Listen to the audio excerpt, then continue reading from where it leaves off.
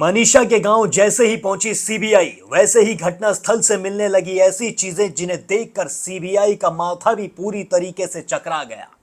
आदाब, नमस्कार, सत श्री अकाल, peace to be with you दोस्तों। मेरा नाम है जुनैद भाटी और आप देख रहे हैं द न्यूज फीवर। जैसा कि आप सभी जानते हैं कि हरियाणा के भिवानी की बेटी मनीषा का केस दिन ब दिन और ज्यादा उलझता जा रहा है। ये केस सुलझना तो दूर की बात है, बल्कि समय के साथ और ज्यादा पेचीदा हो रहा है। लेकिन इस केस में जिस चीज का लोगों को बेसब्री से इंतजार था वो होती हुई नजर आ रही है। जी हां, मनीषा के केस में फाइनली सीबीआई की एंट्री हो चुकी है। सीबीआई मनीषा के गांव धाणी लक्ष्मण पहुंच चुकी है और इस वक्त सीबीआई पीडब्ल्यूडी के दफ्तर में रुकी हुई है। सीबीआई की मनीषा के पिता संजय से फोन पर बातचीत भी हुई है, जिस बारे में संजय ने मीडिया के सामने आकर बताया भी था। लेकिन संजय ने साथ में ये भी कह दिया है कि वो पूरी जानकारी तभी देंगे जब सीबीआई की जांच पूरी हो जाएगी, क्योंकि सीबीआई अपनी जांच के बारे में बिल्कुल भी सार्वजनिक तौर पर कुछ भी नहीं बताती है। और एम्स में जो मनीषा का तीसरी बार पोस्टमार्टम हुआ था उसकी रिपोर्ट भी अब भिवानी पुलिस ने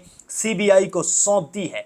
भिवानी पुलिस के पास से अब यह केस पूरी तरीके से सीबीआई को ट्रांसफर हो चुका है, क्योंकि हरियाणा के लोगों को या फिर देश के लोगों को भिवानी पुलिस पर रत्ती भर भी विश्वास नहीं था मनीषा के केस को लेकर, क्योंकि भिवानी पुलिस का भी यही कहना था कि मनीषा ने कीटनाशक खाकर अपनी जान दी है, या फिर पेस्टिसाइड कह लीजिए, जहर कह लीजिए, इसको खाकर अपनी उसने खुद जान दे दी। लेकिन हरियाणा में एक भी व्यक्ति ऐसा नहीं है जो ये कह रहा हो कि मनीषा खुद ब खुद अपनी जान दे सकती है, क्योंकि सभी का कहना है कि मनीषा एक हंसती खेलती बच्ची थी, उसके सपने बहुत बड़े थे।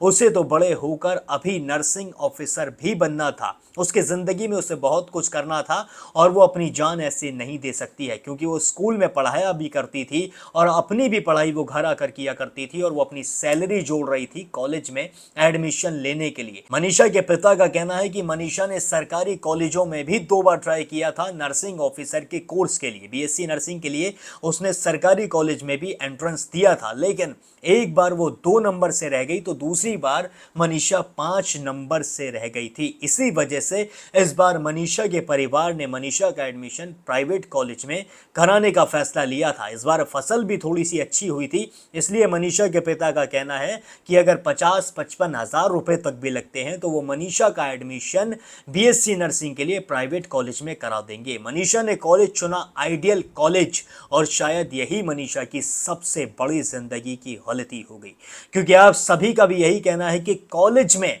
ऐसा कुछ जरूर हुआ है जो मनीषा के साथ बहुत ज्यादा गलत हुआ है। क्योंकि जब मनीषा के पिता कॉलेज पे पहुंचे थे तो गार्ड ने भी नशे का सेवन कर रखा था और भी बहुत सारी चीजें हैं जो आप सभी को पता है, मैं उसमें समय नहीं बर्बाद करूंगा। तो अब आ जाते हैं हम सीबीआई पर। सीबीआई मनीषा के गांव में पहुंच चुकी है और जिस जगह पर मनीषा की लाश मिली थी, यानी कि मनीषा की डेड बॉडी जिस जगह पर मिली थी, वहां पर ऐसी ऐसी चीजें निकल कर आ रही हैं, वहां ऐसी ऐसी चीजें मिल रही हैं जिन्हें देखकर सभी के होश उड़ जा रहे हैं। जी हां, जहां मनीषा की लाश मिली थी वहां सबसे पहले शराब की बोतलें मिली हैं, ऐसा सोशल मीडिया पर दावा किया जा रहा है। मैं इन दावों की पुष्टि नहीं करता हूं, लेकिन ऐसी वीडियोस हमारे सामने आ रही हैं हर दिन जहां पर नशे की चीजें मिल रही हैं और इसी स्पॉट पर शराब की बोतलें मिली हैं, नमकीन के पैकेट्स मिले हैं और भी कई ऐसी चीजें मिली हैं जिन्हें देखकर शक और भी ज्यादा गहरा रहा है। और अब सीबीआई का भी माथा पूरी तरीके से घूम गया है। माथा इसलिए घूमा है क्योंकि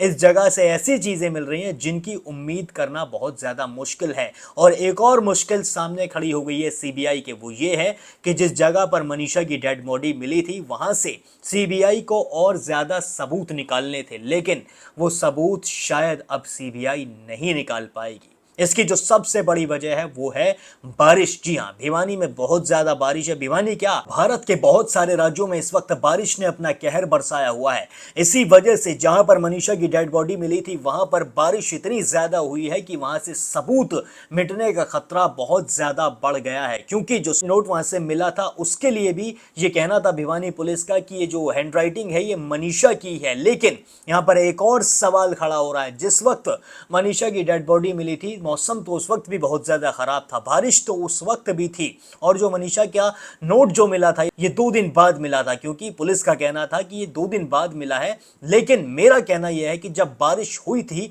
तो उस वक्त ये नोट बारिश में क्यों नहीं खराब हुआ, क्यों ये बारिश से नहीं गला, क्योंकि वो तो कागज है, और जो उसके ऊपर हैंड राइटिंग है, जो उसके ऊपर पेन से लिखा हुआ है, वो पानी से क्यों नहीं मिटा। जो अब सबूत हैं जिन्हें सीबीआई अब ढूंढने जाएगी वहां पर, अगर वो बारिश से मिट सकते हैं तो इस नोट की लिखावट क्यों नहीं मिटी, और ये नोट क्यों नहीं बारिश की वजह से बर्बाद हुआ, ये भी बहुत बड़ा सवाल निकल कर आ रहा है। अब जो सीबीआई सबसे पहले जांच में जिससे पूछताछ कर सकती है वो है मनीषा का खुद का परिवार। जी हां, मनीषा के पिता से, मनीषा के मामा से और मनीषा की मां से सीबीआई सबसे पहले पूछताछ कर सकती है। और जब सीबीआई पूछताछ करती है तो वो पूछताछ बहुत ज्यादा कड़ी होती है, क्योंकि पुलिस की पूछताछ के सामने सीबीआई की पूछताछ बहुत ज्यादा खतरनाक हो सकती है, और ये केस और ज्यादा मोड़ भी ले सकता है सीबीआई की पूछताछ में। और जो दूसरे नंबर पर आता है वो विक्रेता, वो दुकान वाला जिससे दावा किया गया है कि मनीषा ने पेस्टिसाइड्स यानी कि कीटनाशक खरीदा था। जी हां, इस दुकानदार का नाम देवेंद्र कुमार है। इसने खुद बताया है कि मनीषा मेरी दुकान पर आई थी और उसने मुझसे कहा था कि भैया मोनो है क्या, और मुझे ऐसा लगा था कि मनीषा के पिता किसान है, और किसान के घर में मोनो का जाना बहुत आम बात है। मोनो बहुत खतरनाक दवाई होती है, इससे फसल पर स्प्रे किया जाता है जिससे फसल में कीड़े ना लगे, लेकिन अगर इसे कोई इंसान खा ले तो उसकी मौत 1 से 2 घंटे के अंदर हो जाती है। यही दवाई मनीषा ने देवेंद्र कुमार से उसकी दुकान से खरीदी थी, ये देवेंद्र कुमार का कहना है। और देवेंद्र कुमार का यह भी कहना है कि मैंने रजिस्टर में एंट्री भी की थी, लेकिन इस दुकान पर जितने भी दुकानदार से खरीदने आते होंगे लोग, ये सबकी एंट्री करता होगा, क्योंकि ये जो दुकान है ये गांव में दुकान है। गांव में ऐसे मैंने तो कभी किसी को कीटनाशक बेचते हुए, एंट्री करते हुए नहीं देखा, उसका नाम लिखते हुए नहीं देखा, लेकिन इसका कहना है कि इसने एंट्री की है। और अब सीबीआई से पूछताछ करने वाली है। हो सकता है कि सीबीआई की पूछताछ में देवेंद्र कुमार के बयान भी बदलते हुए नजर आए, क्योंकि सीबीआई की पूछताछ बहुत ज्यादा कड़ी होने वाली है। और जो तीसरे नंबर पर आते हैं वो हैं ईश्वर प्रसाद और सत्यपाल। जी हाँ, ये दो वो शख्स हैं जिन्होंने सबसे पहले मनीषा की डेड बॉडी को खेत में पड़े हुए देखा था। जी हाँ, ये इन दोनों का ही खेत है, ये दोनों इस खेत में काम करते हैं। इन दोनों ने बताया था कि इस मनीषा की लाश को सबसे पहले इन्होंने खेत में सुबह 6 बजे पड़े हुए देखा था। और जब ये उस लाश के करीब गए, सबसे पहले तो इन्हें दूर से लगा था कि वहां पर कोई बकरी का बच्चा या फिर मेमना पड़ा है जो मर गया है, जिसके ऊपर कुत्ते लगे हुए हैं। लेकिन जब ये पास में गए तो इनके पैरों तले जमीन खिसक गई, क्योंकि वो जानवर नहीं था, वो मनीषा की लाश थी और उसे बहुत सारे कुत्ते नोच रहे थे, जिससे ये डर के वापस पीछे हो गए। फिर इन्होंने जैसे तैसे करके डंडे से उन कुत्तों को भगाया और फिर उन्होंने गांव वालों को खबर दी। इनसे भी सीबीआई तीसरे नंबर पर पूछताछ कर सकती है। और जो चौथा नंबर लगने वाला है वो है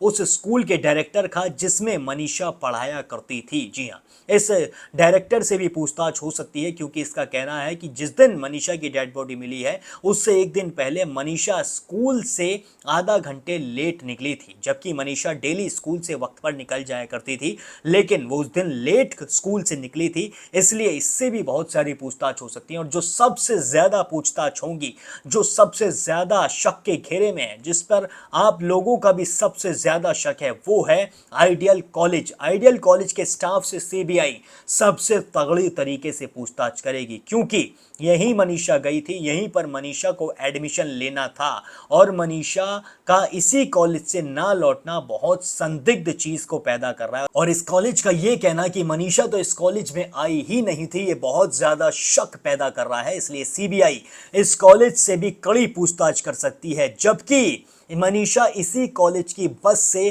प्ले स्कूल से अपने घर आया करती थी और अपने घर से प्ले स्कूल जाया करती थी, लेकिन इस कॉलेज ने यह कह दिया है कि हमें इस बारे में जानकारी नहीं थी। ऐसा हो सकता है क्या? कोई नॉर्मल इंसान कॉलेज की बस से आ रहा है, जा रहा है रोजाना, और कॉलेज के स्टाफ को किसी को भी इस बारे में जानकारी ना हो, ये बहुत ज्यादा शक पैदा कर रहा है। और इसी वजह से सीबीआई सबसे तगड़ी पूछताछ इसी कॉलेज के स्टाफ से करने वाली है।